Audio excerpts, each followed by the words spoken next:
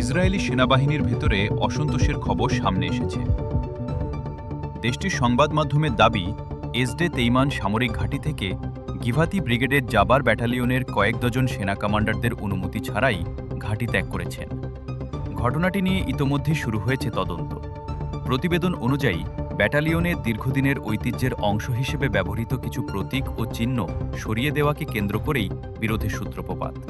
সেনাদের দাবি, গাজা ও লেবাননের যুদ্ধের সময় এসব প্রতীক তাদের সঙ্গে ছিল এবং এক ব্যাচের সেনাদের কাছ থেকে পরবর্তী ব্যাচের সেনাদের কাছে হস্তান্তর করা হতো।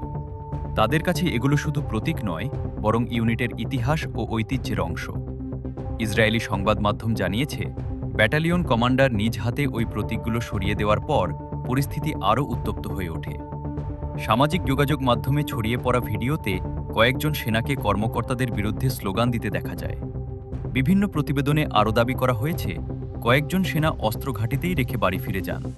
তবে ইসরায়েলি সেনাবাহিনী জানিয়েছে, ব্যাটালিয়নের দীর্ঘদিনের কিছু অনিয়মের সঙ্গে সংশ্লিষ্ট চিহ্ন সরিয়ে ফেলার সিদ্ধান্তের পরই এই ঘটনা ঘটে। সেনাবাহিনীর ভাষ্য, অনুমতি ছাড়া ঘাঁটি ত্যাগ করা তাদের নীতিমালা ও মূল্যবোধের পরিপন্থী এবং এ ধরনের আচরণ গ্রহণযোগ্য নয়। এদিকে লেবাননের একটি টেলিভিশন চ্যানেল ইসরায়েলি গণমাধ্যমের বরাতে এ ঘটনাকে ব্যাটালিয়ন কমান্ডারের সঙ্গে বিরোধের জেরে ঘাঁটিতে বিদ্রোহ হিসেবে উল্লেখ করেছে। তবে ঘটনাটির প্রকৃত কারণ এবং ঠিক কতজন সেনা এতে জড়িত ছিলেন সে বিষয়ে তদন্ত এখনও চলমান।